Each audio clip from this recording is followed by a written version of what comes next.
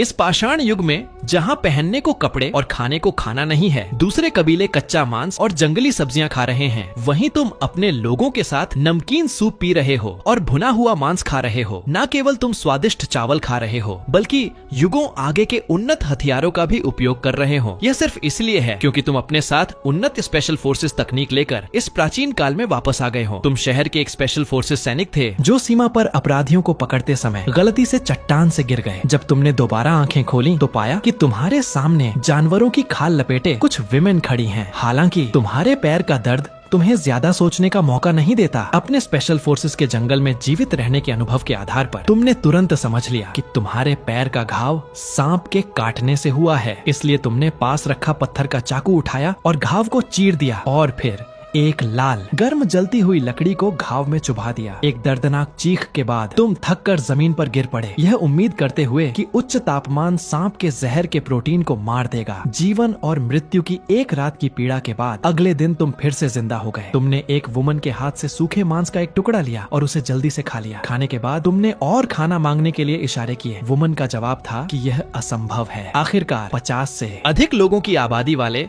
इस छोटे से कबीले में हर दिन मिलने वाला भोजन सीमित है। इसके अलावा सर्दियों से पहले भोजन जमा करने का मौसम है, इसलिए मजबूत वयस्कों को भोजन में प्राथमिकता दी जाती है। तुम्हें अपना पेट भरने का तरीका खुद खोजना होगा। मौसम दिन ब दिन ठंडा होता जा रहा है और सर्दियों के लिए भोजन जमा करने का रास्ता जल्द से जल्द खोजना होगा। ध्यान से सोचने पर अभी मांस प्राप्त करने का सबसे आसान तरीका मछली है। यहाँ से 1 किलोमीटर से भी कम दूरी पर एक छोटी नदी है, लेकिन इस कबीले के लोग मछली नहीं खाते हैं और स्वाभाविक रूप से उनके पास मछली पकड़ने का कोई उपकरण नहीं है। ये सोचकर तुम खुद कुछ लताएं लाने जाते हो ताकि एक टोकरी बना सको और फिर मछली पकड़ सको। जल्द ही तुम लताओं का एक बड़ा बंडल लेकर गुफा के मुहाने पर लौटते हो और टोकरी बनाना शुरू करते हो। कुछ बॉयज उत्सुकता से तुम्हें घेरे हुए देखते हैं। उनके मुंह से अजीब आवाजें निकल रही हैं और वे इंसानी भाषा नहीं बोल पा रहे हैं। पास ही कुछ विमेन गुफा के पास सूखी घास सुखा रही हैं। तभी दूर से दहशत भरी चीखें सुनाई देती हैं। दाढ़ी वाला लीडर और 2 आदमी दौड़ते हुए चिल्ला रहे हैं। हर एक ने एक विशाल पक्षी का अंडा पकड़ा हुआ है। साथ ही कई कान फोड़ देने वाली चीखें गूंजती हैं। 3 मीटर से अधिक लंबी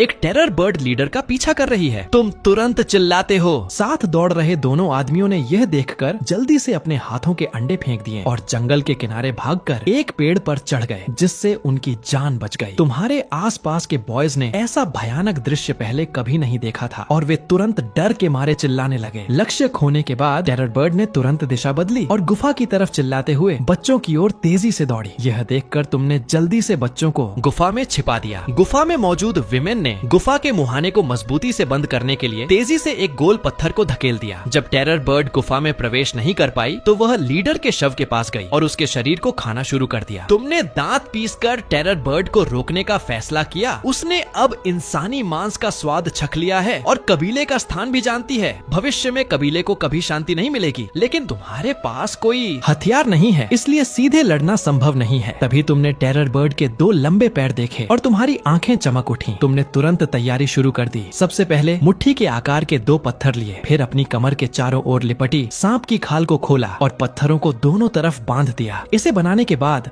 तुम अपना साधारण बोला हथियार लेकर गुफा की दरार से बाहर निकल गए। गुफा में मौजूद लोग हैरान थे। वे तुम्हारा पीछा करके तुम्हें रोकना चाहते थे, लेकिन उन्हें डर था कि कहीं टेरर बर्ड वापस न आ जाए। वे केवल बाहर देखकर घबरा सकते थे। तुम चुपचाप झाड़ियों में छिपकर आगे बढ़े और टेरर बर्ड से 500-600 मीटर की दूरी पर रुक गए। टेरर बर्ड अभी भी अपने भोजन का आनंद लेने में मग्न थी, इस बात से अनजान कि तुम उस पर निशाना साध रहे हो। तुम चुपचाप खड़े हुए सांप की खाल की रस्सी के बीच वाले हिस्से को पकड़ा और बोला को तेजी से घुमाना शुरू किया। अब केंद्रीय बल के प्रभाव में रस्सी तुरंत सीधी हो गई। टेरर बर्ड ने इस हरकत को भांप लिया। जब टेरर बर्ड तुम्हारे 30 मीटर के दायरे में आई तो तुमने बोला को उसकी ओर फेंक दिया। तुम्हारे हाथ से छूटकर बोला गोल घूमा और टेरर बर्ड के दोनों लंबे पैरों को छूते ही तेजी से कस गया। 10 मीटर करीब आ चुकी टेरर बर्ड सीधे लड़खड़ाकर गिर पड़ी। उसके छोटे पंख लगातार फड़फड़ा रहे थे, लेकिन वह खड़ी नहीं हो पा रही थी। गुफा के मुहाने पर मौजूद विमेन और बॉयज हैरान थे। उनके मुंह खुले के खुले रह गए और उन्हें अपनी आंखों पर विश्वास नहीं हुआ। तुमने तुरंत 2 बॉयज को टेरर बर्ड की गर्दन दबाने का इशारा किया, जबकि तुमने एक बड़ा पत्थर उठाकर उस पर जोर से मारा। टेरर बर्ड के सिर से खून बहने लगा और उसका शरीर शांत हो गया। फिर उसकी सांसें पूरी तरह रुक गईं। दोनों बॉयज तुम्हारी ओर खौफ भरी नजरों से देखने लगे। तुमने टेरर बर्ड के पैर से सांप की खाल खोली और उसे वापस अपनी कमर पर बांध लिया। फिर तुमने दोनों को इशारा किया कि वे तुम्हारे साथ मिलकर टेरर बर्ड को गुफा में ले चलें। दोनों अब बहुत आज्ञाकारी थे और तुम्हारे छोटे प्रशंसक लग रहे थे। इसके बाद तुम तीनों ने मिलकर टेरर बर्ड के पैर खींचे और गुफा की ओर चल दिए। 3 लोगों को इतना बड़ा शिकार लाते देख गुफा में मौजूद लोग भी खुद को रोक नहीं पाए। वे चिल्लाते हुए गुफा से बाहर मदद के लिए दौड़ पड़े। पेड़ पर छिपे दोनों आदमी भी नीचे उतर आए। उन्होंने अपनी आंखों से तुम्हें अकेले टेरर बर्ड का शिकार करते देखा था और वे तुम्हारी बहुत प्रशंसा कर रहे थे। यह उनके कबीले के इतिहास में पहली बार था जब इतना बड़ा शिकार पकड़ा गया था। गुफा में लौटकर तुमने विमेन से कहा कि वे पंख तुम्हारे लिए छोड़ दें और बाकी काम खुद करें। अब खतरा टल गया था। तुम्हें भी अपनी टोकरी बुनना जारी रखना था। लगभग 1 घंटे के बाद 2 टोकरियां बनकर तैयार हो गईं। तुमने टोकरी में टेरर बर्ड के कुछ अंदरूनी अंग रखे और नदी की ओर चल पड़े। रास्ते में एक वुमन ने तुम्हें अकेले नदी की ओर जाते देखा तो वह भी तुम्हारे पीछे आ गई। उसके दिल में तुम बहुत ताकतवर थे, इसलिए वह तुम्हारी निगरानी करना चाहती थी। और जिन 2 बॉयज ने अभी तुम्हें अपना बॉस माना था, उन्होंने जब तुम्हें फिर से कुछ अजीब बनाते हुए और बाहर जाते हुए देखा तो वे भी तुरंत पीछे हो लिए। चारों लोग जल्द ही नदी किनारे पहुँच गए। तुम नदी किनारे खड़े होकर ध्यान से देखने लगे, लेकिन जितना देखा उतना ही हैरान हुए। कुछ ही मिनटों में तुमने देखा कि बड़ी मछलियाँ छोटी मछलियों को खा रही हैं। इस नदी में मांसाहारी मछलियां थीं, लेकिन यह मानना पड़ेगा कि यहाँ का पारिस्थितिक तंत्र बहुत अच्छा है। छोटी नदी का पानी इतना साफ है कि तल तक देखा जा सकता है और अंदर बहुत सारी मछलियां हैं। एक अच्छी जगह चुनकर तुमने टोकरी की घास की रस्सी को कसकर पकड़ा और टोकरी को नदी में डाल दिया। मांस की गंध पानी में तेजी से फैल गई। 20 मीटर के दायरे में मछलियां बेचैन हो गईं और तेजी से तुम्हारी ओर तैरने लगी। वे अंदरूनी अंगों को छीनने के लिए टोकरी में घुसने लगी। तुमने अचानक टोकरी को पानी से बाहर खींच लिया। भागने वाली मछलियों को छोड़कर टोकरी में 4 बड़ी मछलियां बची थीं और नदी की मछलियां भागी नहीं बल्कि नीचे अंगों के लिए लड़ने के लिए जमा हो गईं। इससे तुम्हें ऐसा लगा जैसे तुम पार्क में मछलियों को दाना खिला रहे हो। दोनों बॉयज और वह वुमन हैरान थे। पानी में उस अजीब चीज को डालकर और ऊपर खींचकर बिना पैर वाले उन जीवों को बाहर निकाला जा सकता था, लेकिन उन्हें बाहर क्यों निकाला गया वे अभी भी नहीं समझ पाए। तुमने चारों मछलियों को जमीन पर फेंका, उन्हें साफ किया और कच्ची मछली का एक टुकड़ा काटकर मुंह में डाल लिया। तुम्हें कच्ची मछली चबाते देख वे तुरंत समझ गए कि यह खाने की चीज है, इसलिए उन्होंने भी तुम्हारी नकल की, एक टुकड़ा काटा और खाने के लिए मुंह में डाल लिया। उस वुमन की आंखें पलक झपकते ही चमक उठी। उसने तुरंत महसूस किया कि यह एक नया भोजन स्रोत है और अजीब आवाजें निकालते हुए इशारे करने लगी कि तुम उसे मछली पकड़ना सिखाओ। लेकिन तुमने उसे यह नहीं करने दिया, बल्कि उसे और एक बच्चे को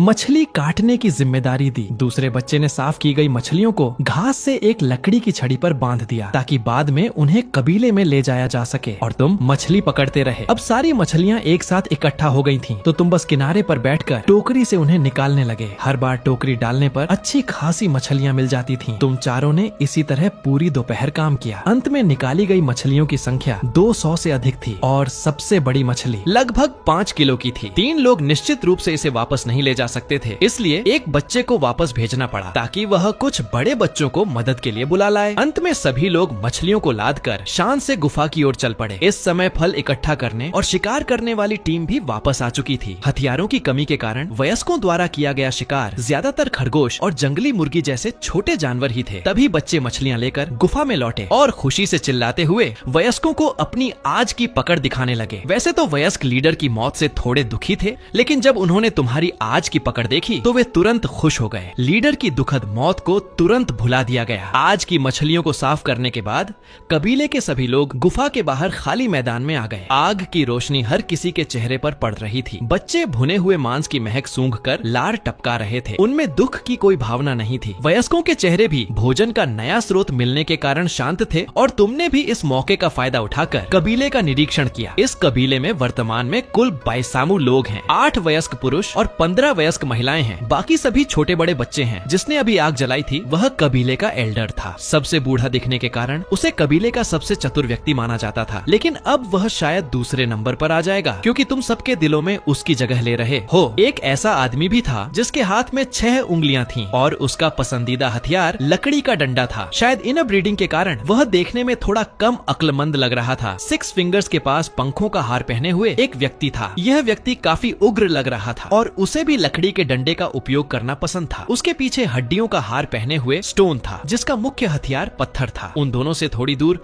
15 साल का एक लड़का था। इस लड़के का सिर्फ एक दाहिना कान था और उसके बाएं गाल पर 4 निशान थे। उसका हथियार जांघ की एक सीधी हड्डी से बना भाला था। 1 ईयर के पास 17 वर्षीय बीस टूथ था। उसके पिता 2 पीढ़ी पहले लीडर थे और उसके हाथ में हथियार के रूप में 1 फुट से अधिक लंबे सेबर टूथ टाइगर के 2 दांत थे। कबीले में सबसे लंबा आदमी डाली भी था जो बहुत हट्टा कट्टा था और उसका हथियार बस एक साधारण जांघ की हड्डी था। अंत में लकड़ी की छड़ी के सहारे खड़ा किएजी था। वह अब हर दिन इकट्ठा करने वाली टीम के साथ जाता था और रास्ता बनाने तथा पहरा देने का काम करता था। उसे पत्थर के औजार बनाना पसंद था। कहा जाता है कि उसके जीवन का सबसे बड़ा सपना एक पत्थर का बर्तन बनाना था। कुल मिलाकर सभी में से 1 ईयर, बीस्ट टूथ और दाली कबीले के सबसे बेहतरीन लड़ाके थे। लीडर का अंतिम संस्कार होने तक पूरी तरह अंधेरा हो चुका था। एल्डर के नेतृत्व में सभी लोग खाना बांटने के लिए गुफा में आ गए। चूंकि किसी ने पहले कभी मछली नहीं खाई थी, इसलिए आज तुम्हें खाना बांटने का मौका दिया गया। तुमने पहले से भुनी हुई एक मछली ली और उन्हें दिखाया कि इसे कैसे खाना है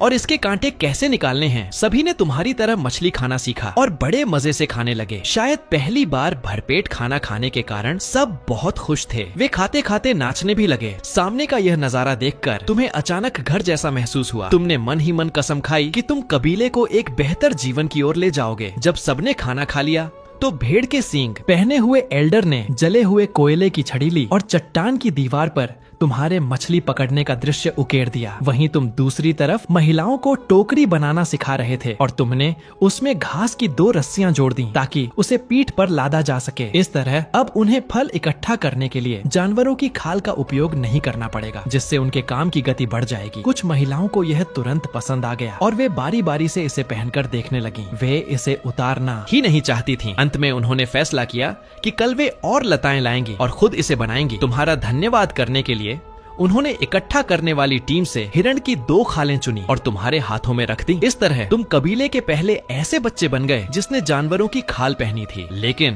तुमने कंजूसी नहीं की। एक खाल अपने लिए रख ली और दूसरी खाल 2-3 साल के बच्चों की माताओं को दे दी ताकि वे अपने बच्चों के लिए कपड़े बना सकें। तुम जानते थे कि बच्चों की रोग प्रतिरोधक क्षमता कमजोर होती है और इस आदिम समाज में चिकित्सा की कोई सुविधा नहीं है। एक छोटा सा सर्दी जुकाम या बुखार भी उन बच्चों की जान ले सकता है। इसलिए इस हिरण की खाल को जीवन रक्षक कहना गलत नहीं होगा। तुम्हें विश्वास था कि अगर भविष्य में कभी तुम्हें उनकी मदद की जरूरत पड़ी तो वे एहसान फरामोश नहीं होंगे। अगले दिन तुम बहुत जल्दी उठ गए। मिलिट्री मार्शल आर्ट का अभ्यास करने के बाद तुम्हारा गला सूखने लगा, लेकिन उस पत्थर के बर्तन को देखकर जिसमें से सब एक साथ पानी पीते थे, तुम्हारा पानी पीने का मन नहीं किया। ऐसा लग रहा था कि अब पानी रखने के लिए कुछ बर्तन बनाने का समय आ गया है। जल्द ही कबीले के अन्य लोग भी बात करते हुए गुफा से बाहर आ गए, लेकिन आज उन्हें शिकार पर जाने की कोई जल्दी नहीं थी। एल्डर ने सभी आदमियों को गुफा के मुहाने पर इकट्ठा किया, जिसे देखकर लग रहा था कि नया लीडर चुना जाने वाला है। तुमने सोचा कि लीडर बनकर ही तुम सबको आदेश दे सकते हो, इसलिए तुम भी चुनाव में शामिल हो गए। लीडर चुनने का तरीका बहुत ही सीधा था। 2 लोग बिना हथियारों के लड़ेंगे और जो सबसे ताकतवर होगा वही अगला लीडर बनेगा। जल्द ही 1 ईयर और दाली जीत गए। तुम उनकी लड़ाई देखकर निराशा से सिर हिला रहे थे। उनके लड़ने का कोई तरीका नहीं था, वे बस अपनी शारीरिक ताकत का इस्तेमाल कर रहे थे। जल्द ही 1 ईयर और दाली की लड़ाई का समय आ गया। 1.9 मीटर लंबा डाली वहाँ एक लोहे के टावर की तरह खड़ा था। 1 ईयर को समझ नहीं आ रहा था कि वह कहाँ से हमला करे, लेकिन वह डरा नहीं, बल्कि एक तेज चीख के साथ उसने पहले हमला कर दिया। लेकिन जैसे ही वह डाली के पास पहुँचा, डाली के बड़े हाथों ने तुरंत उसके कंधों को पकड़ लिया। इससे पहले कि वह कुछ समझ पाता, डाली ने उसे कई मीटर दूर फेंक दिया। वह जोर से जमीन पर गिरा और काफी देर तक उठ नहीं पाया। डाली ने उत्साह में अपनी छाती पीटी और कबीले के लोग भी खुशी से चिल्लाने लगे। यह नए लीडर के लिए उनकी स्वीकृति को दर्शाता था। तभी तुम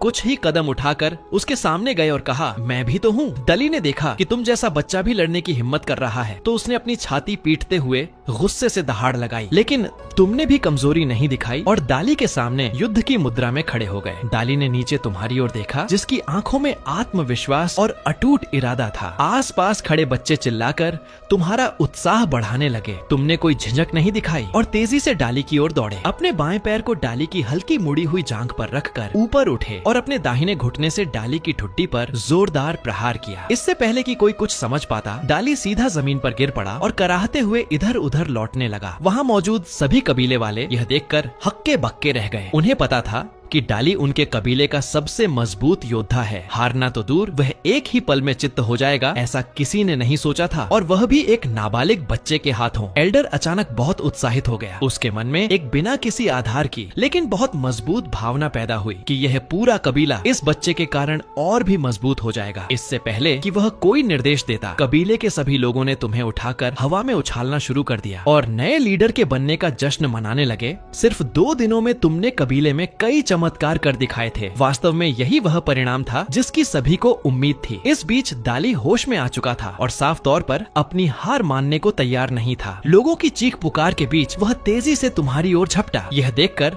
तुम तुरंत नीचे कूदे और जब वह बिल्कुल करीब आ गया तो तुमने उल्टे हाथ से उसकी 2 उंगलियों को पकड़ लिया और पूरी ताकत से आगे की ओर मोड़ा। फिर एक तरफ होकर दाली के पीछे चले गए और उसके घुटने के पिछले हिस्से पर जोरदार लात मारी। दाली सीधा मुंह के बल जमीन पर गिर गया। वह जितना संघर्ष करता उसे उतना ही दर्द होता। 2 मिनट भी नहीं बीते कि डाली जैसा मजबूत आदमी भी रोते गिड़गिड़ाते हुए रहम की भीख मांगने लगा। तब जाकर तुमने तालियां बजाकर इस रोते हुए मूर्ख बड़े भाई को छोड़ दिया और मुड़कर गुफा के अंदर चले गए। इसके बाद भीड़ में फिर से हलचल मच गई। बच्चे इस बात का जश्न मना रहे थे कि पहली बार किसी नाबालिग ने किसी वयस्क को हराया था। औरतें चर्चा कर रही थीं कि उन्होंने लताएं कहाँ देखी थीं, ताकि रात में वापस आकर वे लीडर से और टोकरियां बनाना सीख सकें। एल्डर गुफा की ओर उलझी हुई नजरों से देख रहा था, न जाने क्या सोच रहा था। तभी तुम एक नए रूप में दोबारा सबके सामने आए। तुम्हारे शरीर पर हिरण की एक साधारण खाल थी और तुम्हारे लंबे काले बाल सांप की खाल से बंधे हुए थे। तुम पूरी तरह साफ सुथरे, ताजे और योग्य लग रहे थे। यह कई बार सोचने के बाद तुम्हारा नया रूप था। कहा जाता है कि यह पहनावा शांग और झू राजवंशों के समय से शुरू हुआ था। शुरुआती किसानों ने बाल खुले होने के कारण खेती में होने वाली परेशानी से बचने के लिए अपने बाल बांधने शुरू किए थे। यह मुख्य रूप से कृषि पर निर्भर हान राष्ट्रीयता के महत्वपूर्ण प्रतीकों में से एक था। कबीले के लोगों की नई उम्मीद भरी नजरों के बीच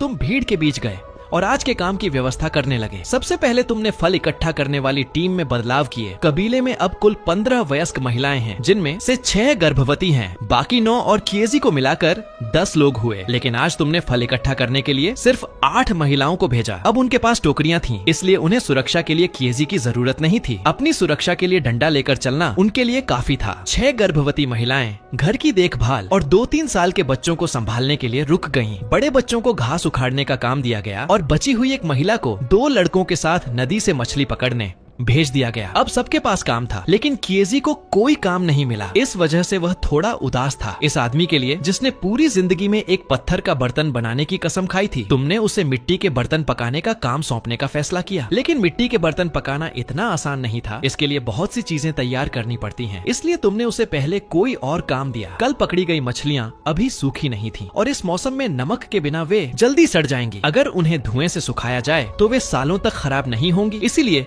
तुमने किएजी को यह करके दिखाया और बाकी सारा काम उसे सौंप दिया। और तुमने गुफा के सामने एक समतल जगह खोजी और गड्ढा खोदकर एक भट्टी बनाना शुरू किया। पूरी भट्टी को 3 हिस्सों में बांटा गया था। सबसे निचला हिस्सा राख निकालने और हवा जाने के लिए था। बीच वाला हिस्सा लकड़ी डालकर आग जलाने के लिए था और सबसे ऊपरी हिस्सा मिट्टी के बर्तन रखने के लिए था। पूरे 3-4 घंटे लगने के बाद आखिरकार भट्टी बनकर तैयार हो गई। लेकिन गीली भट्टी का इस्तेमाल नहीं किया जा सकता था, इसलिए तुमने कल मछली पकड़ने वाले दोनों बच्चों को बुलाया और हर हिस्से में लकड़ी डालकर आग लगाने को कहा। इस तरह दोपहर तक इसे इस्तेमाल किया जा सकेगा। सारे काम सौंपने के बाद तुम खुद नदी के किनारे मिट्टी चुनने गए। काम करने के लिए तुमने एक चिकना और चपट्टा पत्थर लिया। खोदी गई मिट्टी को पीटने और गूंथने के बाद जल्द ही छोटे बेस और बड़े मुहाने वाला पहला छोटा पानी का मटका तैयार हो गया। फिर उसी तरीके से तुमने लगातार 4 और मटके बनाए और उन सबको सूखने के लिए गुफा के पास रख दिया। उसके बाद 2 कानों वाले कुछ बर्तन, दर्जनों मिट्टी के कटोरे और कुछ छोटे बर्तन बनाए। इन चीजों को सुंदर नहीं बल्कि काम का बनाया गया था। उस समय तुम्हें यह यकीन नहीं था कि पकने के बाद इनमें से कितने बर्तन सही सलामत बचेंगे। जब दोपहर लगभग आधी बीत गई तो तुमने सारे कच्चे बर्तनों को एक एक करके भट्टी में रख दिया। दोनों बच्चे और किएजी पास खड़े होकर बिना पलक झपकाए देख रहे थे। नए लीडर ने एक ही दिन में इतने सारे मिट्टी के बर्तन बना लिए। बस यह नहीं पता कि वे इस्तेमाल के लायक होंगे या नहीं। तुमने उन पर ध्यान नहीं दिया और भट्टी के पास बैठकर उसमें लकड़ी डालते रहे। इसी तरह शाम हो गई और बाहर गए कबीले के लोग एक एक करके वापस लौटने लगे। महिलाओं ने बहुत कुछ इकट्ठा किया था। उनकी टोकरियां जंगली फलों से भरी थीं और वे लताओं के बड़े बंडल भी लाई थीं। ऐसा लग रहा था कि वे टोकरियां बनाने की तैयारी कर रही हैं। पुरुषों का शिकार भी आज काफी अच्छा रहा। 2 बड़े पक्षी जो टर्की जैसे दिखते थे, कुछ पक्षियों के अंडे और कुछ प्रेरी डॉग्स। साथ ही आज पकड़ी गई 100 से ज्यादा मछलियां भी थीं। जब मिट्टी के बर्तन सफेद होने लगे तो तुमने लकड़ी डालना बंद कर दिया और आग को खुद बुझने दिया ताकि वे रात भर ठंडे हो सकें और कल सुबह भट्टी खोली जा सके। दिन भर की मेहनत के बाद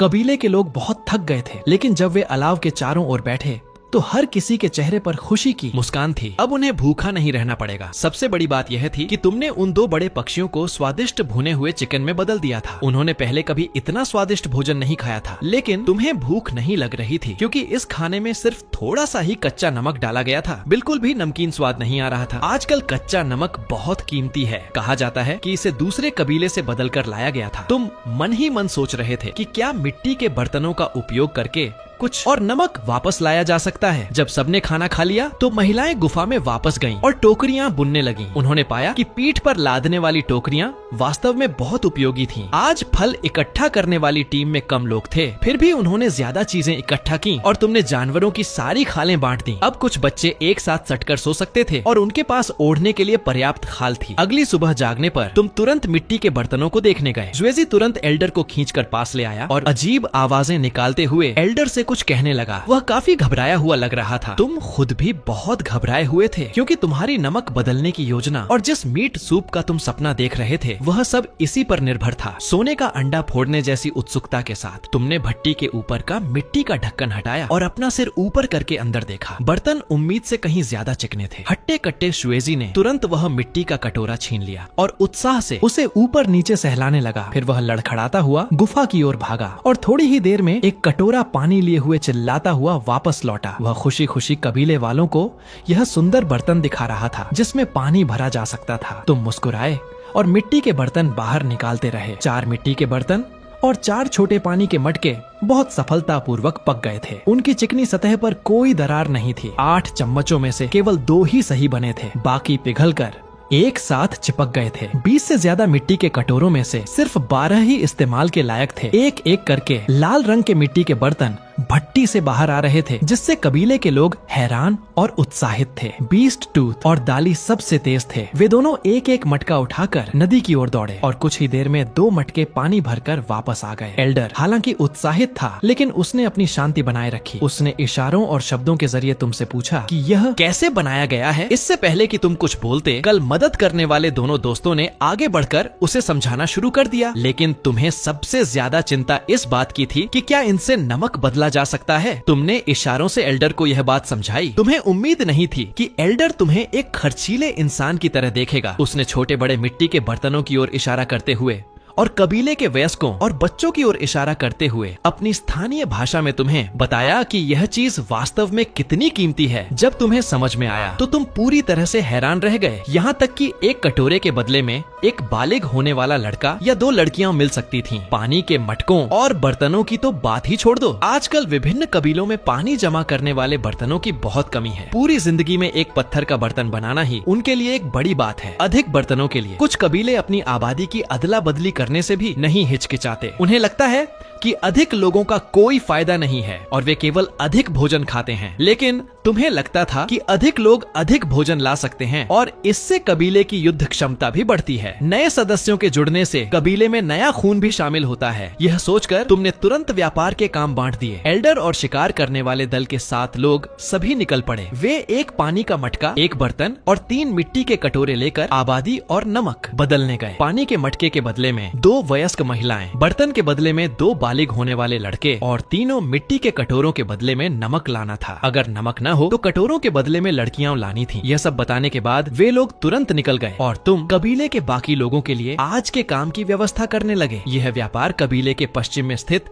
एक अन्य कबीले के साथ होना था। एक पहाड़ और एक घाटी पार करने के बाद वे लोग जल्द ही अपनी मंजिल पर पहुंच गए। यह कबीला तुम्हारे हान कबीले से थोड़ा बड़ा था, जिसकी आबादी लगभग 80-90 लोगों की थी। इससे पहले भी इन दोनों कबीलों के बीच अक्सर चीजों की अदला बदली होती रहती थी। जब उन्होंने देखा कि एल्डर और उसके लोग बदलने के लिए चीजें लाए हैं, तो उनका सीडिंग लीडर तुरंत उनका स्वागत करने के लिए बाहर आया। थोड़ी बातचीत के बाद एल्डर ने टोकरी से एक मिट्टी का कटोरा निकाला और उसे दे दिया ताकि इसके बदले में नमक बदला जा सके। सेदिंग की आंखें तुरंत चमक उठी। यह मिट्टी का कटोरा अंदर और बाहर दोनों तरफ से चिकना था और उनके कबीले के पत्थर के बर्तन से बहुत हल्का था। उसने तुरंत अपने 2 आदमियों को नमक का एक छोटा पैकेट लाने को कहा और उसे एल्डर को दे दिया, लेकिन एल्डर ने बैग लिया, उसे देखा और अपना सिर हिला दिया। हमें थोड़ा और चाहिए और इस बार हम 2 वयस्क महिलाएं भी चाहते हैं। यह कहते हुए उसने डाली से वह पानी का मटका बाहर निकालने को कहा। जिएडिंग तुरंत हैरान रह गया। यह बर्तन बहुत बड़ा था और भविष्य में इसमें अधिक पानी जमा किया जा सकता था, लेकिन वह हिचकिचा रहा था। 2 महिलाओं को इतने बड़े बर्तन के बदले में देना वास्तव में एक अच्छा सौदा था, लेकिन अभी शरद ऋतु थी जब भोजन इकट्ठा किया जाता है। एक व्यक्ति कम होने का मतलब है कम भोजन इकट्ठा होना, लेकिन अंत में उसने मुस्कुराते हुए हाँ कर दी। एक व्यक्ति कम होने से उनकी खपत भी तो कम हो जाएगी ना। ये एक बहुत बड़ा फायदा था। कुछ ही देर में 2 दुबली पतली महिलाओं को लाया गया। वे दोनों वयस्क बहनें थीं। बड़ी बहन ने अपनी गोद में एक 4 साल के नंगे छोटे लड़के को पकड़ा हुआ था। छोटा लड़का आंखें बंद किए हुए था और बिल्कुल हिलडुल नहीं रहा था, जिसे देखकर ही लग रहा था कि वह बीमार है। हम तुम्हारे बड़े बर्तन के बदले में इन दोनों को देंगे और यह छोटा लड़का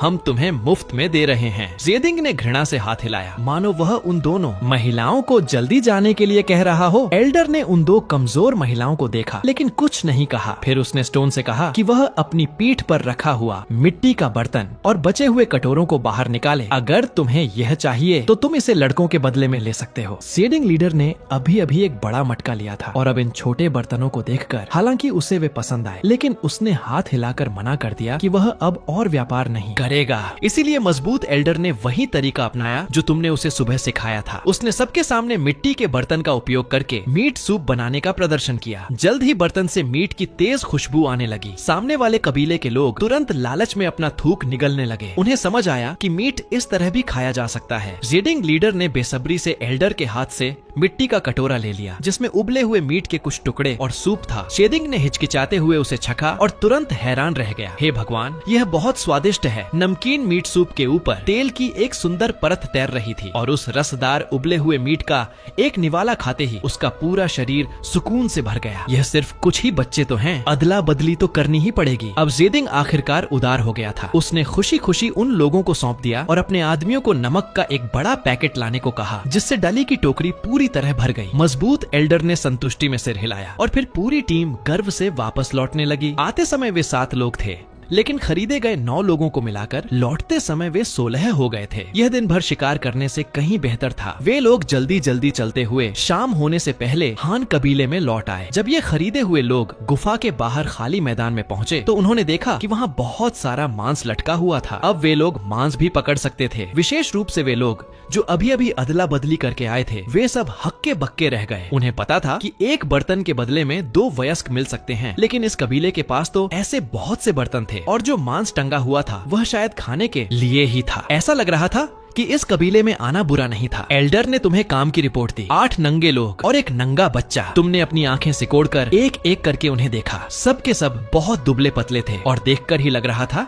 कि वे कमजोर हैं, लेकिन कोई बात नहीं, कबीले में बहुत मांस था। एक ही सर्दी में वे सब हट्टे कट्टे हो जाएंगे। अंत में तुम उस महिला के पास गए जिसने बच्चे को गोद में लिया हुआ था। बच्चा बिल्कुल भी हिलडुल नहीं रहा था। अचानक तुम्हारी आंखों में चमक आई। हाँ, गुआ शा, एक चीनी पारंपरिक चिकित्सा तकनीक जिसमें त्वचा को खुरचा जाता है, बुखार कम कर सकता है। यह सोचकर तुमने तुरंत तैयारी शुरू कर दी। सबसे पहले आग के पास मछली का साफ सूप उबलने के लिए रखा और फिर गुआ शा के लिए इस्तेमाल होने वाली हड्डी ढूंढने लगे। उस टेरर बर्ड की चोंच लगभग आधा मीटर लंबी थी। उसे तोड़कर एक छोटा टुकड़ा निकालना ही काफी होगा। बच्चे वाली महिला को समझ नहीं आ रहा था कि तुम क्या करने वाले हो। जब तुमने उसके बच्चे को छुआ था तो तुम लगातार त्योरियां चढ़ा रहे थे। उसे डर था कि कहीं तुम उसके बच्चे को फेंक न दो। यह सोचकर उसकी आंखों से आंसू छलक पड़े। तभी तुम पक्षी की चोंच का एक टुकड़ा लेकर उसके सामने गए। बच्चा मुझे दे दो, मैं उसकी मदद कर सकता हूँ। महिला को समझ नहीं आया कि तुम क्या कह रहे हो। लेकिन वह महसूस कर सकती थी कि तुम पिछले लीडर से बेहतर थे, इसलिए उसने डरते डरते बच्चा तुम्हें सौंप दिया। तुमने हड्डी के टुकड़े से बच्चे के शरीर पर लाल निशान बनाने शुरू किए। बेहोश बच्चा दर्द से कराह रहा था और लगातार रो रहा था। थोड़ी देर बाद तुमने लाल निशानों से भरे बच्चे को उसे वापस दे दिया। फिर तुमने मछली के सूप का एक कटोरा लिया और बच्चे को चम्मच से पिलाने लगे। पता नहीं यह बच्चा कितने दिनों से भूखा था, लेकिन जैसे ही सूप उसके मुंह में गया उसने उसे तुरंत निगल लिया। तुमने राहत की सांस ली। अगर वह खा सकता है तो उसे बचाया जा सकता है। अगर सूप उसे पसीना दिला सके तो उसकी जान बच जाएगी। महिला को भी अब पूरी तरह से राहत मिल गई थी। हालांकि उसे पता नहीं था कि तुम क्या कर रहे थे, लेकिन ऐसा नहीं लग रहा था कि तुम उसके बच्चे को नुकसान पहुंचाना चाहते हो। अब जब वह शांत हो गई थी तो उसके पेट से गुड़गुड़ाहट की आवाज आने लगी, क्योंकि उसने 2 दिनों से कुछ नहीं खाया था। मछली के सूप को देखकर उसके मुंह में पानी आ रहा था। तुमने उसे मछली के सूप का एक कटोरा और मछली का एक बड़ा टुकड़ा दिया और फिर उसके हाथ से बच्चे को ले लिया। तुमने बच्चे को अपनी बाहों में लिया और उसे जानवरों की खाल में लपेट दिया। इस समय तुम बहुत चिंतित थे। एक छोटा सा बुखार भी जानलेवा हो सकता है। अब सबका पेट भरने की समस्या तो कुछ हद तक हल हो गई थी, लेकिन कपड़ों का क्या? अगर अधिक से अधिक जानवरों की खाल जमा करनी है तो बड़े जानवरों का शिकार करना होगा, लेकिन मौजूदा हथियारों से यह संभव नहीं था। भविष्य में शिकार पर तुम्हें खुद भी जाना होगा और हथियार बनाने के लिए कुछ सामग्री ढूंढनी होगी। अगर और कुछ नहीं तो कम से कम कुछ जाल तो बनाने ही होंगे। तुमने मन ही मन कसम खाई कि सर्दियों के आने से पहले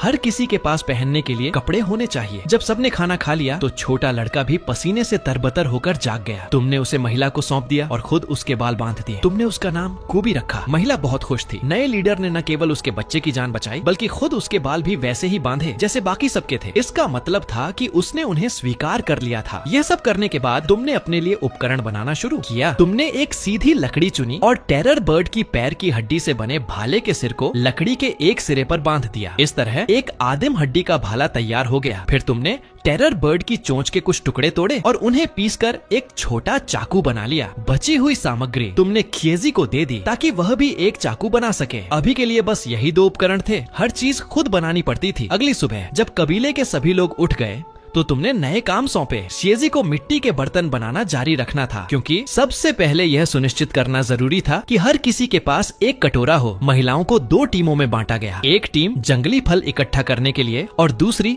मछली पकड़ने के लिए। बाकी बच्चों को शिकार में मदद करने के लिए रखा गया। शिकार करने वाली टीम का नेतृत्व तुम खुद कर रहे थे। शिकार टीम के सभी सदस्य, तुम्हारे साथ रहने वाले 2 बच्चे बिग माउथ और मंकी, और कल खरीदे गए 2 भाई दा माओ और एर माओ। कुल 11 लोगों की टीम सुबह की धूप में जंगल की ओर चल पड़ी। जंगल में प्रवेश करने के बाद शिकार टीम फैल गई। हर वयस्क खुद शिकार कर रहा था। तुम अपने 4 छोटे साथियों को लेकर चल रहे थे। वे टोकरियां और घास की रस्सियों का एक बंडल लिए तुम्हारी मदद कर रहे थे। इस जंगल के ज्यादातर पेड़ अखरोट वाले पेड़ थे और हर एक 30 मीटर से भी ज्यादा लंबा था। 1 मीटर से अधिक मोटे इन पेड़ों के साथ तुम कुछ नहीं कर सकते थे। जमीन पर अखरोट बिखरे पड़े थे और दूर से कुछ बड़े पक्षियों को जमीन पर भोजन खोजते हुए देखा जा सकता था, लेकिन रास्ते में तुम सिर्फ निरीक्षण कर रहे थे। किसी जानवर का शिकार नहीं किया। एक अच्छे शिकारी के रूप में सबसे पहले यह जानना जरूरी है कि शिकार के इलाके में क्या क्या है। जल्द ही तुम्हें जंगली सुअरों के निशान मिल गए। बिखरे हुए पैरों के निशानों से लग रहा था कि यह एक झुंड था। बस उन पैरों के निशानों की गहराई ने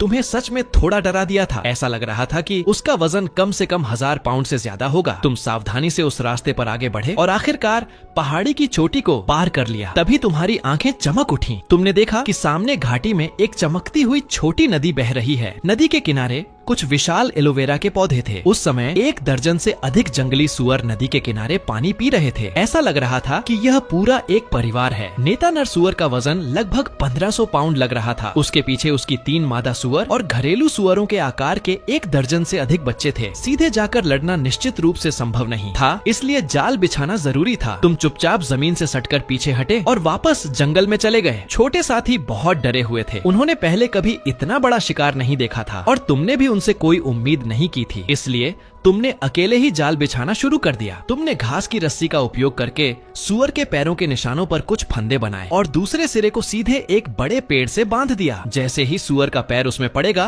फंदा अपने आप कस जाएगा और वह जितना संघर्ष करेगा, फंदा उतना ही कसता जाएगा। सुरक्षा के लिए तुम्हारी व्यवस्था के अनुसार छोटे साथी सीधे पेड़ पर चढ़ गए। अब बस उस सुअरों के झुंड को वापस उसी रास्ते पर लाना था। तुम चुपचाप छोटी नदी के दूसरी तरफ झाड़ियों में घूम कर गए। एक वयस्क मादा सुअर जमीन पर लेटी हुई थी। इस तरह की घास की रस्सी ज्यादा देर तक टिक नहीं पाएगी। तुम अपने हड्डी के भाले के साथ सावधानी से आगे बढ़े और सही मौका देखकर उसके खुले मुंह में जोर से भाला घोंप दिया। तेज हड्डी का भाला सीधे उसकी गर्दन के पीछे से पार हो गया और सुअर का खून पानी की तरह बहने लगा। कुछ ही देर में वह 1500 पाउंड का विशाल जानवर आखिरकार जमीन पर गिर गया। उसका शरीर रुक रुक कर कांप रहा था। तब जाकर तुमने राहत की एक लंबी सांस ली। लेकिन जल्द ही एक समस्या सामने आ गई। इतनी बड़ी जंगली सुअर को सिर्फ 5 बच्चे वापस कैसे ले जाएंगे? पास ही लगातार संघर्ष कर रही मादा सुअर को देखकर तुम्हारी आंखें अचानक चमक उठी। मादा सुअर को घास की रस्सी से पेड़ पर नियंत्रित किया गया था। फिर रस्सी का उपयोग करके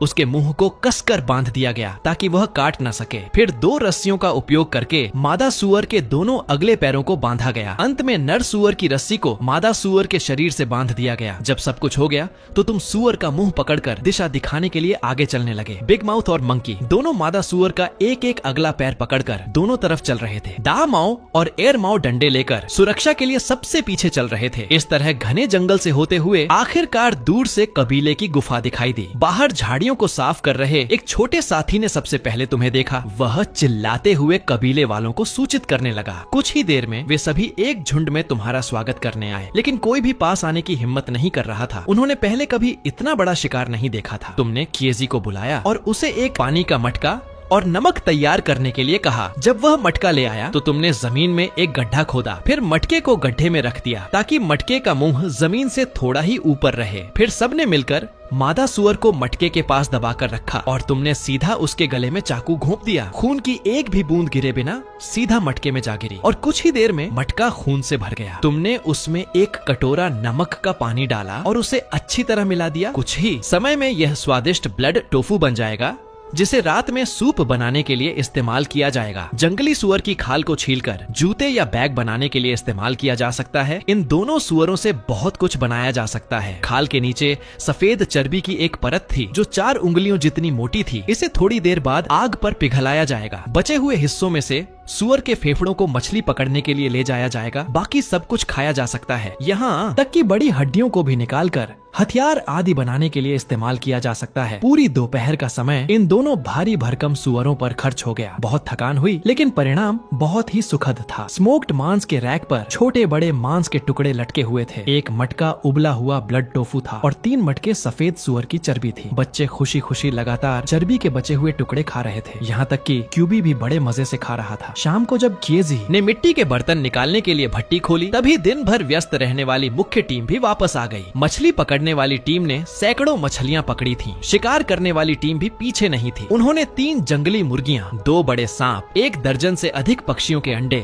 1 दर्जन से अधिक प्रेरी डॉग्स और एक टोकरी अखरोट पकड़े थे। सबसे आश्चर्य की बात यह थी कि आज क्यूबी की मौसी ने फल इकट्ठा करने वाली टीम के साथ एक नया भोजन खोजा था, जो कि एक बहुत ही मीठी पेड़ की जड़ थी। बाहरी छिलका काटने पर अंदर प्राकृतिक एम्बर रंग की चीनी थी। अगर इसे थोड़ा और इकट्ठा किया जाए तो सफेद चीनी निकाली जा सकती है। इसके लिए तुमने विशेष रूप से उस लड़की की तारीफ की। रात के खाने में सभी ने बहुत खुशी से खाया, लेकिन एल्डर का चेहरा गुस्से से काला पड़ गया था और वह एक लाल कांटों वाली बेल लेकर क्यूबी की मौसी का पीछा करते हुए उसे लगातार पीट रहा था। तुम्हें असली मालिक की यादों से पता था कि वह बेल कबीले के घरेलू कानून की तरह थी, जिसका उपयोग केवल बड़ी गलती करने वालों को पीटने के लिए किया जाता था। यह देखकर तुमने तुरंत गुस्से में भरे एल्डर को रोका और उससे उसे पीटने का कारण पूछा। तो उसने बताया कि वह पेड़ की जड़ डीमन ट्री का चारा थी। जो कोई भी छुपकर वह जड़ खाता है उसे डीमन ट्री खा जाएगा। यह सुनकर तुमने तुरंत सभी को वह जड़ खाने से रोक दिया। इसीलिए नहीं कि तुम्हें वास्तव में उसकी बातों पर विश्वास था, बल्कि इसलिए क्योंकि तुम्हें डर था कि कहीं यह चीज सच में जहरीली न हो या इसकी लत न लग जाए। इस घटना के कारण रात को सोते समय तुम बहुत सतर्क रहे और अपने शरीर में होने वाले बदलावों को ध्यान से महसूस करते रहे। अच्छी बात यह रही कि पूरी रात कुछ नहीं हुआ। जब सब बाहर आए तो तुमने आज के काम की व्यवस्था करना शुरू कर दिया। बाकी सब हमेशा की तरह था, केवल एक ही अंतर था कि क्यूबी और उसकी माँ मछली पकड़ने वाली टीम में गए थे और तुम अपने 4 छोटे साथियों को लेकर फल इकट्ठा करने वाली टीम के साथ गए। तुम देखना चाहते थे कि एल्डर जिस डीमन ट्री की बात कर रहा था वह आखिर क्या था। उस पेड़ की जगह गुफा के पीछे पहाड़ की गहराई में थी। इस पहाड़ पर बहुत ऊंचे पेड़ नहीं थे, लेकिन झाड़ियाँ बहुत घनी थीं और वहाँ बहुत सारे फलों के पेड़ भी थे। रास्ते में तुम्हें वह मिर्च मिल गई जिसके बारे में तुम सोच रहे थे। यह देखकर तुम्हें बहुत खुशी हुई। झाड़ियों के बीच लाल रंग का एक पूरा हिस्सा छिपा हुआ था, लेकिन कबीले के लोग लोग इसे कभी नहीं खाते थे। इसके तीखे स्वाद के कारण उन्हें लगता था कि इसे नहीं खाया जा सकता। तुमने तुरंत अपने 4 छोटे साथियों को आदेश दिया कि आज उन्हें और कुछ नहीं करना है, बस यहीं पर मिर्च तोड़नी है। तुम फल इकट्ठा करने वाली टीम के साथ आगे बढ़ते रहे। एक पहाड़ी को पार करते ही तुम्हारे सामने एक घाटी आ गई। तुम्हारे अंतर्ज्ञान ने तुम्हें बताया कि तुम पेड़ के तने के जितना करीब जाओगे खतरा उतना ही अधिक होगा, लेकिन तुमने फिर भी करीब जाकर देखने का फैसला किया। तुम्हें अपनी फुर्ती पर भरोसा था और तुम्हें यकीन था कि तुम सुरक्षित वापस आ सकते हो। तुम हर कदम पर अपने भाले से आगे की जमीन को टटोलते हुए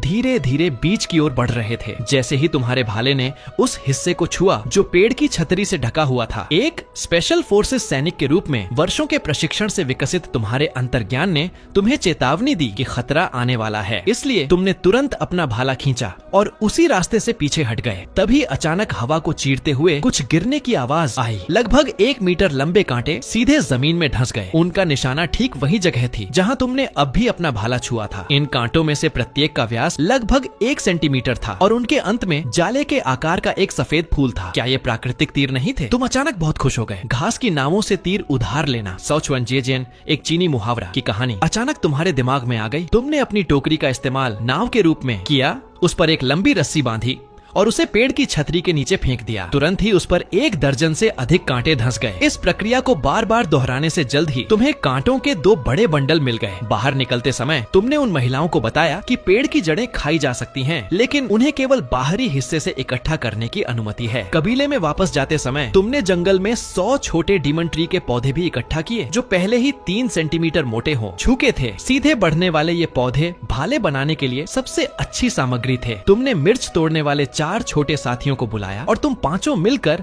इन छोटे पेड़ों को अपने कंधों पर उठाकर घर ले आए। कबीले में वापस आने पर बच्चे तुम्हारे द्वारा लाई गई चीजों को देखने के लिए फिर से इकट्ठा हो गए, लेकिन उन गर्भवती महिलाओं की नजर में तुम्हारे द्वारा लाई गई चीजें बेकार थीं। मिर्च नहीं खाई जा सकती थी और डंडे इतने मोटे नहीं थे कि किसी जानवर को मार सकें। लेकिन इससे तुम्हारी खुशी पर कोई असर नहीं पड़ा। बचे हुए समय में तुम अपने उपकरणों को अच्छी तरह से अपग्रेड करने वाले थे। कांटों के छिलके उतारने के बाद वे चिकने और सख्त हो गए थे। उनका व्यास लगभग 1 सिगरेट जितना मोटा था। अगर उनसे तीर बनाए जाते हैं तो वे भारी तीर होंगे। हालांकि इससे उनकी सीमा प्रभावित होगी, लेकिन उनकी भेदन क्षमता मजबूत होगी। और 3 सेंटीमीटर मोटे छोटे पेड़ों की बात करें तो क्योंकि उनकी लकड़ी सख्त थी, उनकी सतह को चिकना करके एक नुकीला सिरा बनाना पड़ता था। वे शिकार के लिए बिल्कुल पर्याप्त होंगे। भाले के सिरे बनाने का काम तुमने स्वाभाविक रूप से 4 छोटे साथियों को सौंप दिया। भविष्य में कबीले के सभी लोगों को इस नए प्रकार के भाले से लैस किया जाएगा। अब बस एक धनुष की कमी थी। वर्तमान परिस्थितियों में केवल एक लंबा धनुष लॉन्ग बो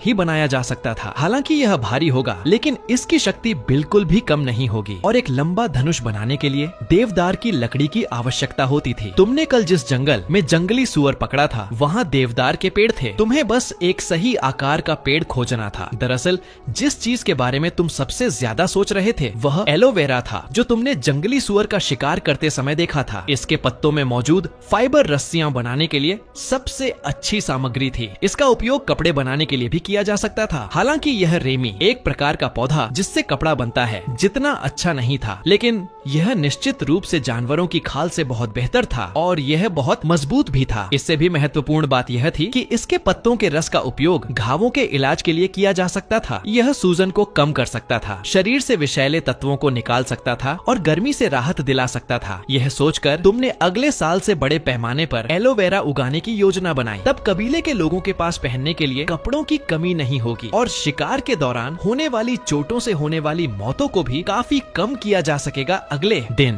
तुम उसी जंगल में गए जहां तुमने जंगली सुअर पकड़ा था। सौभाग्य से तुम्हें 2 देवदार के पेड़ मिले जो किसी जानवर के टकराने से गिर गए थे। वे पहले ही सूख चुके थे, जो धनुष बनाने के लिए बिल्कुल सही थे। तुम्हें पूरा 1 दिन लगा। तुमने पहले पत्थर की कुल्हाड़ी और पत्थर का चाकू तैयार किया, फिर पत्थर की कुल्हाड़ी और चाकू से पूरे दिन काटने के बाद अंततः एक 1.5 मीटर लंबे धनुष का आकार सामने आने लगा। इसे पूरा करने में एक और दिन लगा, जिसमें तुमने इसे ध्यान से सीधा और चिकना किया। धनुष की डोरी एक प्रकार के पौधे साइसाल के फाइबर से बनाई गई थी। तीर सभी उन कांटों से बने थे जो तुम्हें तैयार मिले थे और तीरों के पंख टेरर बर्ड के नीले हरे पंखों से बनाए गए थे। तुमने एक ही बार में 200 से अधिक तीर बना लिए। 2 दिन बाद तुमने कबीले के सभी लोगों को खाली मैदान में इकट्ठा किया। तुमसे 30 मीटर की दूरी पर एक घास का पुतला था जिस पर आज पकड़े गए कुछ प्रेरी डॉग्स लटके हुए थे। तुमने सबको भाला फेंकने का प्रदर्शन करके दिखाया। 30 मीटर की दूरी से तुमने पुतले को सटीक रूप से मारा और फिर भाले से करीब से मारने का प्रदर्शन किया। कबीले के लोग यह देखकर बहुत उत्साहित थे। उन्हें अब जाकर पता चला कि उनका लीडर इतने दिनों से हथियार ही बना रहा था। बहुत छोटे बच्चों को छोड़कर तुमने कबीले के बाकी सभी लोगों को एक एक भाला दिया। शिकार करने वाली टीम के हर सदस्य को 3 भाले दिए गए, 2 फेंकने के लिए और 1 करीब से मारने के लिए। जो बच्चे वयस्क होने वाले थे उन्हें घास उखाड़ने और खेलने के अलावा हर दिन भाला फेंकने का अभ्यास करना पड़ता था। सैकड़ों भाले बहुत अच्छे लग रहे थे। कबीले के लोगों को ये हथियार बहुत पसंद आए। पत्थर फेंकने के अलावा यह एकमात्र हथियार था जिससे दूर से हमला किया जा सकता था। फिर तुमने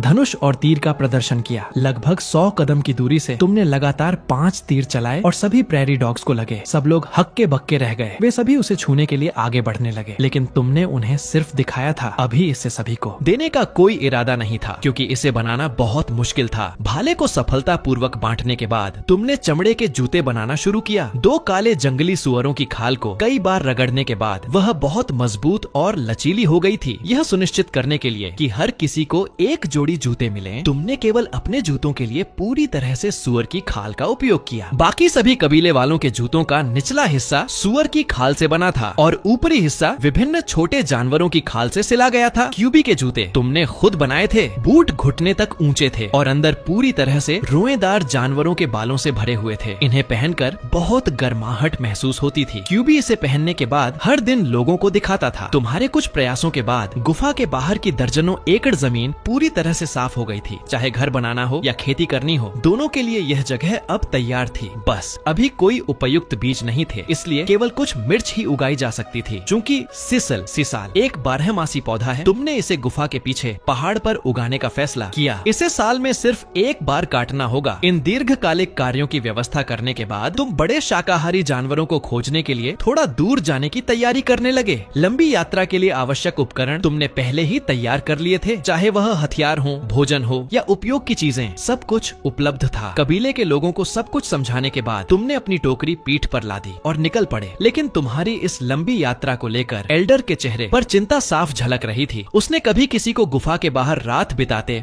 और फिर जिंदा लौटते नहीं देखा था। शाकाहारी जानवर आमतौर पर घास के मैदानों में पाए जाते हैं। अब सबसे पहले इस अनंत जंगल से बाहर निकलना था। पूरी सुबह चलने के बाद जंगल थोड़ा कम घना हो गया। इससे तुम बहुत खुश हुए। यह इस बात का संकेत था कि तुम जल्द ही जंगल से बाहर निकलने वाले हो। सुबह भर चलने के बाद तुम्हें बहुत प्यास लग गई थी। तुम पानी पीने के लिए एक नदी के किनारे आए। जैसे ही तुम नीचे बैठे और पानी निकालने के लिए मिट्टी का कटोरा निकाला, तभी अचानक शांत नदी से एक विशाल जीव बाहर निकला। पत्थरों जैसे दांतों से भरा एक खूनी मुंह तुम्हें काटने के लिए आगे बढ़ा। तुम डर के मारे तुरंत पीछे मुड़ गए। राक्षस ने एक ही झटके में तुम्हारी टोकरी को काट लिया, लेकिन पानी के राक्षस का मुंह टोकरी में फंस गया। वह न तो उसे उगल पा रहा था और न ही चबा पा रहा था। वह बस अपना सिर आगे पीछे घुमा रहा था। तुम पानी में खिंच गए और इधर उधर झूलने लगे। खतरे के इस पल में तुमने संघर्ष करते हुए अपने बूट से टेरर बर्ड की चोंच से बना खंजर निकाला और टोकरी की एक पट्टी काट दी। तब जाकर तुम मुश्किल से मुड़ पाए। तुमने एक हाथ से बची हुई पट्टी को जोर से पकड़ा और दूसरे हाथ में खंजर लेकर पानी के राक्षस के सिर पर जोर से वार करने लगे। पानी के राक्षस ने और भी जोर से अपना सिर घुमाया, तुम्हें पानी से बाहर उछाला और फिर जोर से पानी में पटका। फिर वह तुम्हें पानी में इधर उधर घसीटने लगा। तुमने पलटकर पानी के राक्षस के सिर पर छलांग लगाई और बेरहमी से खंजर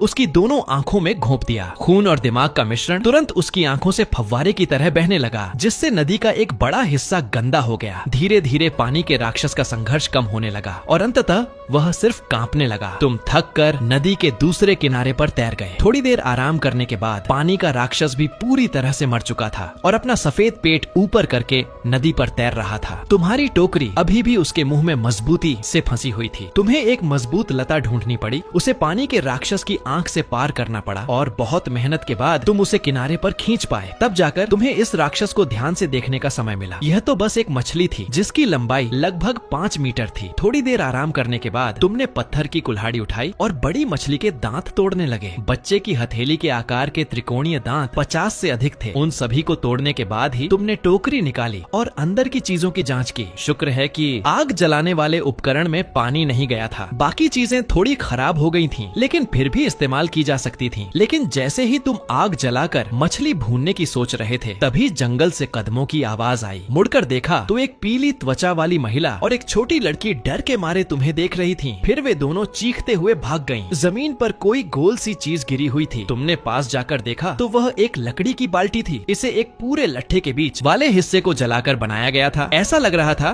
कि वे दोनों महिलाएं पानी भरने आई थीं और अब बाल्टी छोड़कर भाग गई हैं। शायद वे थोड़ी देर में और लोगों को लेकर वापस आएंगी। और सच में थोड़ी ही देर में पानी भरने वाली महिला अपने कबीले के कुछ लोगों के साथ वापस आ गई। वे सफेद जानवरों की खाल के कपड़े पहने हुए थीं और उनकी त्वचा इतनी सफेद थी जैसे पाउडर लगाया हो। उन सभी ने तुम्हारे पीछे पड़ी बड़ी मछली को देखकर हैरानी जताई। लीडर जैसा दिखने वाला एक आदमी तुम्हारे सामने आया और पास पड़ी लकड़ी की बाल्टी की ओर इशारा किया। तुम तुरंत उसका मतलब समझ गए। तुमने अपने भाले से बाल्टी उठाकर उसे दे दी। लीडर ने बाल्टी ली और कुछ अजीब सी भाषा में बोलते हुए तुम्हारे पीछे पड़ी बड़ी मछली की ओर इशारा किया। हालांकि तुम उसकी भाषा नहीं समझ सकते थे, लेकिन मछली की ओर उसका इशारा देखकर तुम लगभग समझ गए कि उसका क्या मतलब था। इसलिए तुमने एक तरफ होकर मछली को उनके सामने कर दिया। वे सभी तुरंत मछली की ओर दौड़े और उसे पीटने लगे। उनमें से कुछ महिलाएं तो फूट फूट कर रोने लगीं। लीडर ने मुस्कुराते हुए अपनी मुट्ठी से अपनी छाती पीटी और फिर अपनी मुट्ठी तुम्हारी ओर बढ़ाई। तुम थोड़ा भ्रमित थे, लेकिन उसे मुस्कुराते हुए देखकर ऐसा नहीं लग रहा था कि वह लड़ना चाहता है। तुमने झिझकते हुए अपनी मुट्ठी से उसकी मुट्ठी को छुआ। आदमी जोर से हंसा और उत्साह से तुम्हें गले लगा लिया। फिर वह अजीब सी भाषा में बोलते हुए और इशारे करते हुए तुमसे बात करने लगा। भाषा न समझने के बावजूद तुम इशारों और चेहरे के भावों से संवाद कर सकते थे। तुमने उसे बताया कि तुम नदी के दूसरे किनारे से आए हो और एक लंबे पैरों वाले जानवर की तलाश में हो। आदमी ने सिर हिलाकर समझा और फिर तुम्हें बताया कि उनके कबीले के कई लोग इस मछली द्वारा खाए गए थे। इस राक्षस मछली को मारने के लिए धन्यवाद देने के रूप में उसने तुम्हें अपने कबीले में मेहमान बनने के लिए आमंत्रित किया। शाम होने वाली थी और तुम्हारे दोनों कबीले बहुत दूर भी नहीं थे। शायद भविष्य में तुम उनसे सामानों की अदला बदली कर सको, इसलिए तुमने उसका निमंत्रण स्वीकार कर लिया। तुमने उन्हें मछली उठाने का इशारा किया और बताया कि इसे खाया जा सकता है। आदमी बहुत हैरान हुआ। उनके लिए तो मछली का मतलब केवल वह जानवर था जो उन्हें खाता था। उन्होंने कभी मछली खाई ही नहीं थी, लेकिन उसने सहमति दे दी। क्योंकि मछली बहुत बड़ी थी, इसलिए उसे पहले काटना पड़ा ताकि ले जाया जा सके। इसलिए तुम्हें अपना काम जारी रखना पड़ा। चांदी के रंग की मछली की त्वचा 4 मीटर लंबी और 3.5 मीटर चौड़ी थी। यह बहुत चिकनी, लचीली और सबसे महत्वपूर्ण बात वाटरप्रूफ थी। तुमने उसे तुरंत अपने पास रख लिया। मछली के बाकी साफ किए गए मांस को